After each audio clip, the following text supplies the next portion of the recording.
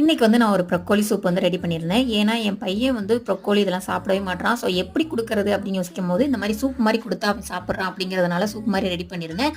அதுக்கு வந்து ஒரு வாட்டர் ஆட் பண்ணி, குக்கர்ல வாட்டர் ஆட் பண்ணி, ப்ரொக்கோலி, உருளைக்கிழங்கு, இஞ்சி, பூண்டு, அந்த பிரியாணி லீஃப் போட்டு மீடியம் ஃப்ளேம்ல 3 விசில் வச்சு எடுத்துக்கோங்க. அப்புறம் வந்து மிக்ஸி ஜார்ல வந்து அத ஆட் பண்ணிட்டு, ஒரு வாட்டர் வந்து தேவையான அளவுக்கு ஆட் பண்ணி நல்லா வந்து லிக்விடா வந்து அரைச்சு எடுத்துக்கோங்க. ஸோ அதுக்கப்புறம் ஒரு பேன்ல வந்து நம்ம அரைச்சு வச்சிருந்த மிக்ஸ வந்து ஆட் பண்ணிட்டு, அதோட பெப்பர் தூளு, சால்ட் தேவையான அளவுக்கு வாட்டர். உங்களுக்கு நல்ல திக்கா வேணும்னா லைட்டா வாட்டர் ஆட் பண்ணுங்க. கொஞ்சம் நல்லா லிக்விடா வேணும்னா கொஞ்சம் எக்ஸ்ட்ரா வாட்டர் ஆட் பண்ணி, பெப்பர், சால்ட் ஆட் பண்ணி, அதுக்கு மேல நட்ஸ் உங்களுக்கு என்னென்னலாம் பிடிக்குமோ அந்த நட்ஸ் எல்லாம் ஆட் பண்ணிக்கோங்க.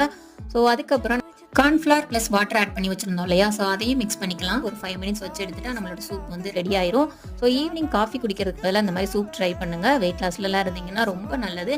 ஸோ ஓகே, குழந்தைங்களுக்கும் ரொம்ப நல்லது. கண்டிப்பா ட்ரை பண்ணி கொடுங்க. இந்த மாதிரி வீடியோக்கு என்னோட சேனலை சப்ஸ்கிரைப் பண்ணிக்கோங்க. தேங்க்ஸ் ஃபார் வாட்சிங்.